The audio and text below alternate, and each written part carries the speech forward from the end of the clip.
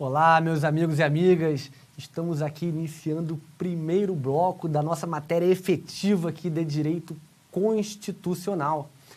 E vamos iniciar por um dos temas que possui uma dupla importância.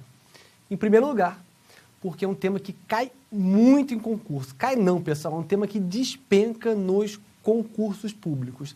E em segundo lugar, é um tema que irá servir de base para toda a caminhada no estudo do direito constitucional. Como diria o filósofo Harvey Specter em Suits, desculpas não vencem campeonatos. Vamos na tela, ponto número 1, constitucionalismo. Ponto número 1, constitucionalismo.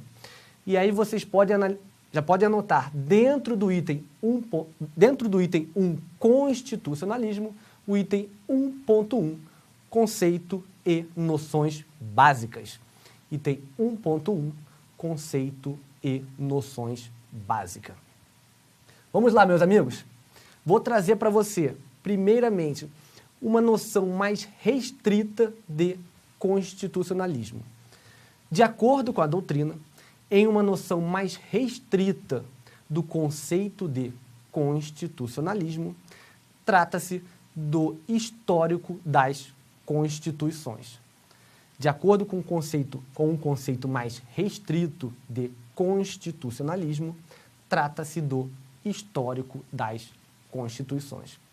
Então, pessoal, de acordo com essa corrente que traz um conceito mais restrito, que traz uma acepção mais restrita de constitucionalismo, o que nós iremos estudar aqui é simplesmente o histórico das constituições. Porém, eu quero trazer para vocês um conceito mais amplo, um conceito mais completo de constitucionalismo. E qual seria esse conceito mais amplo, mais completo de constitucionalismo? De acordo com a doutrina, constitucionalismo significa o movimento social. De acordo com a doutrina, constitucionalismo significa o movimento social, político e jurídico, movimento social, político e jurídico, que tem o objetivo de garantir direitos fundamentais, separar os poderes e limitar o poder do governo.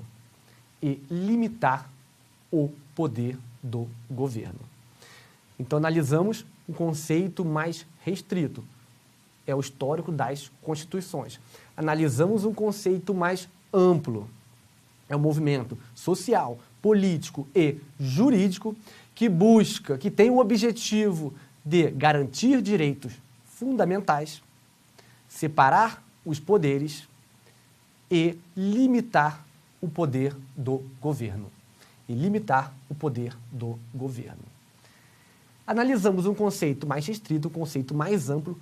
Qual que é a ideia, então, principal, Marcos, do constitucionalismo? Qual que é a ideia principal aqui?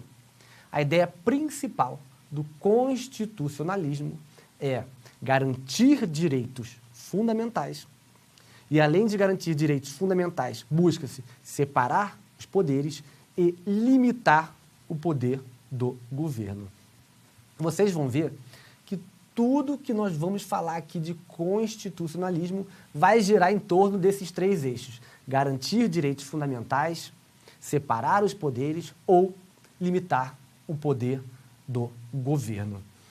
E essa ideia de constitucionalismo foi consagrada lá na França e eu vou trazer na tela para vocês agora. Vamos lá, pessoal.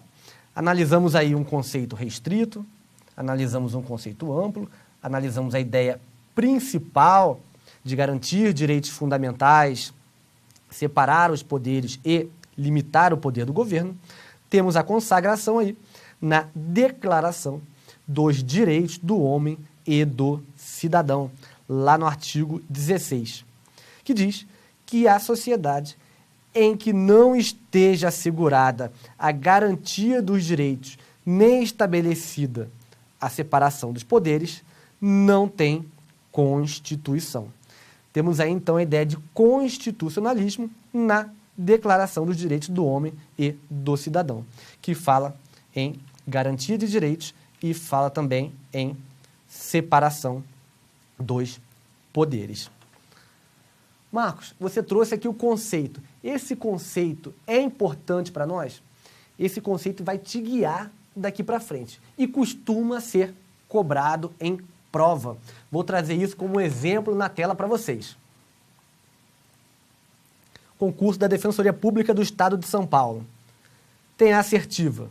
O que assegura aos cidadãos o exercício de seus direitos, a divisão dos poderes e, segundo os seus grandes teóricos, a limitação do governo pelo direito é, resposta correta, justamente a ideia de constitucionalismo que nós acabamos de trabalhar. Analisei com vocês o item 1.1, conceito e noções básicas. Vamos passar para o item 1.2. Vamos na tela. Item 1.2, fases do constitucionalismo. Item 1.2, fases do constitucionalismo. Alguns doutrinadores vão dizer que o constitucionalismo surge mesmo mais para frente, quando surgem as primeiras constituições escritas. De fato, o constitucionalismo se consagra quando surgem as primeiras constituições escritas. Porém, nós temos sim constitucionalismo antes de surgirem as primeiras constituições escritas. Nós temos a limitação do governo em movimentos constitucionalistas anteriores ao surgimento das primeiras constituições escritas. Então, fiquem atentos a isso, porque parte da doutrina vai dizer que o constitucionalismo vai surgir mais na frente. Eu vou trazer para vocês detalhadamente isso já já. Porém, desde já, eu destaco que diversos doutrinadores já trazem a ideia de constitucionalismo antes de surgirem as primeiras constituições escritas. Vamos na tela, item 1.2.1, item 1.2.1, dentro aí das fases do constitucionalismo, anotem aí constitucionalismo antigo. Item 1.2.1, constitucionalismo antigo. Como que eu vou trabalhar com vocês o constitucionalismo antigo? Vou trazer dentro das fases do constitucionalismo as experiências existentes nessa fase. E vamos iniciar. Letra A, experiência do Estado hebreu. Dentro da fase do constitucionalismo antigo, letra A, experiência do Estado hebreu. Marcos, lá na Antiguidade Clássica, nós tínhamos realmente constitucionalismo? Nós tínhamos limitação do poder soberano? Sim. Lá no Estado hebreu, nós tínhamos um Estado teocrático, com a limitação do poder soberano pelas denominadas leis do Senhor. Então, quero que vocês anotem que no Estado hebreu, na experiência do Estado hebreu, nós tínhamos uma limitação do poder, pelas denominadas leis do Senhor. Pelas denominadas leis do Senhor. Nós tínhamos aqui um Estado teocrático. Beleza? Analisamos a experiência do Estado hebreu. Anotem a letra B, experiência na Grécia. Letra B, experiência na Grécia. E o que eu trago aqui para vocês de importante, de limitação do poder lá na experiência grega? Lá na Grécia, nós tivemos o primeiro exemplo de democracia direta. nós tínhamos um exemplo de democracia direta. E dentro dessa democracia direta, nós tínhamos uma plena identidade entre governantes e governados. Tínhamos uma plena identidade entre governantes e governados.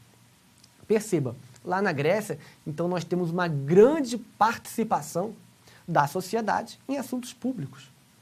Nós tínhamos uma grande participação da sociedade nesses assuntos públicos por meio de uma democracia direta, onde existia uma plena identidade entre governantes e governados. Falamos na letra A da experiência no Estado hebreu, falamos da letra B da experiência grega e agora, anotem letra C, experiência em Roma. Letra C, experiência em Roma. E aqui na experiência em Roma, eu vou trazer para vocês 2 exemplos aqui marcantes do constitucionalismo. Primeiro, nós temos o embrião da ideia de separação de poderes. Por que nós tínhamos esse embrião da ideia de separação de poderes? Porque em determinados assuntos, tal como no processo legislativo, em determinados assuntos, tal como no processo legislativo, nós tínhamos a participação do Senado, tínhamos a participação dos cônsules e até mesmo do povo por meio dos comícios. Então perceba como existe já uma divisão de poderes, ainda que embrionária.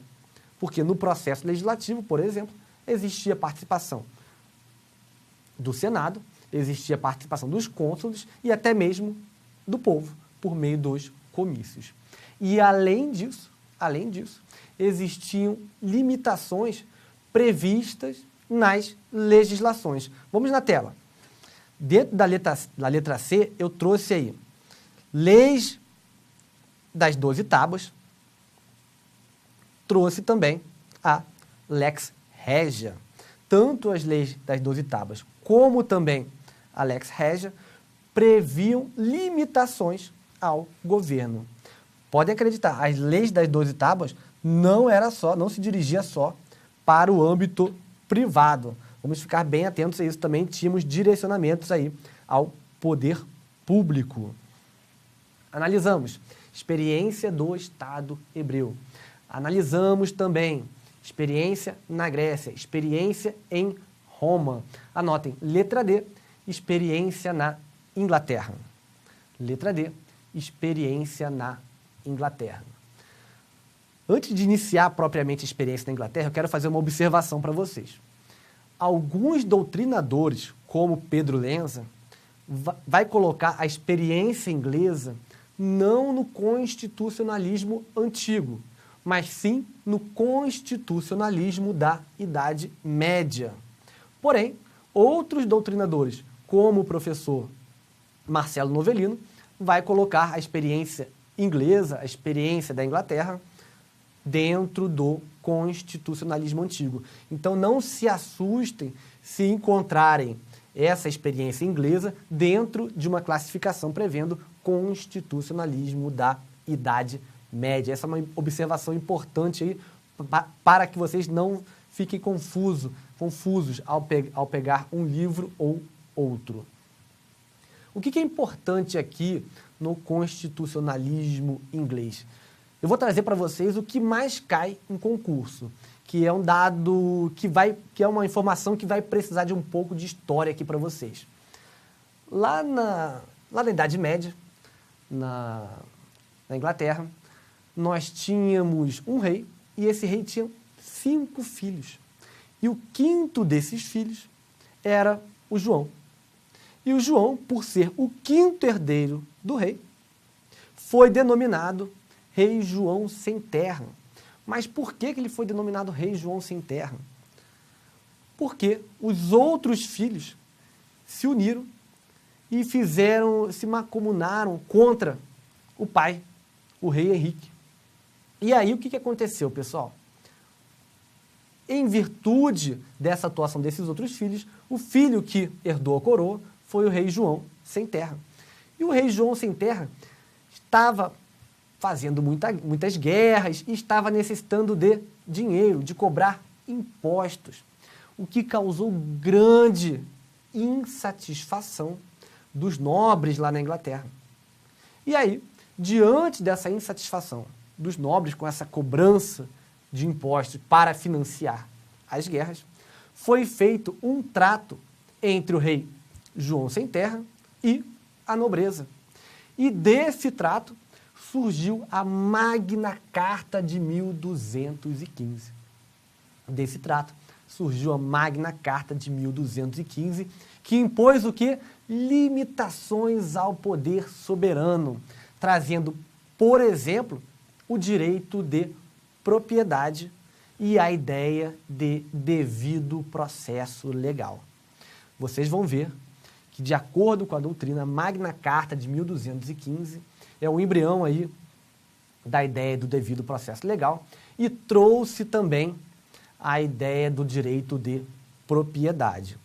Alguns doutrinadores falam que, ainda que não estivesse previsto de forma direta, a ideia do habeas corpus também surgiu nessa época. O embrião do habeas corpus também surgiu nessa época, notadamente porque a Magna Carta previa o direito de liberdade. Então, pessoal, fiquem atentos.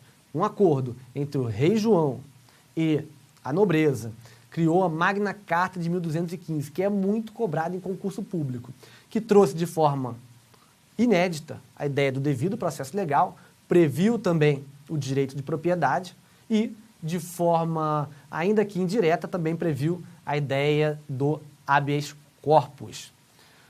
Marcos, tivemos outros atos importantes lá na Inglaterra, nesse constitucionalismo inglês? Sim. Vamos na tela, anotem aí, pessoal. Dentro da letra D, tivemos a Magna Carta de 1215, tivemos a Petition of Rights de 1628, tivemos o Habeas Corpus Act de 1679 e tivemos também o Bill of Rights de 1689. Todos esses foram documentos que, de alguma forma, limitavam o poder do monarca. De alguma forma, limitavam o poder do monarca. Marcos, isso já foi cobrado em prova? Isso cai direto em prova, pessoal. Continue analisando aí. Uma prova da Polícia Civil aqui de São Paulo, que questionava: documento histórico relevante na evolução dos direitos humanos, elaborado no século XIII, que regulava várias matérias de sentido puramente local ou conjuntural, ao lado de outras que constituem as primeiras fundações da civilização moderna, que considera que o rei se encontra vinculado pelas próprias leis que edita e que traz a essência do devido processo legal em seu texto. Tal descrição se refere a, justamente, a Magna Carta, ou Magna Carta Libertatum. Meus amigos, até esse momento, apesar de termos um documento que limitava o poder soberano, eram mais diretrizes políticas, até porque a Magna Carta praticamente não foi cumprida pelo rei João sem terra. Foi amplamente descumprida. Então, era uma lei que não pegou, era uma lei que não era cumprida. De fato, o constitucionalismo antigo trouxe limitações embrionárias ao poder soberano, ao governo, porém, de forma efetiva, essa limitação somente ocorreu na fase do constitucionalismo seguinte, que nós iremos analisar no próximo bloco. Um grande abraço a todos.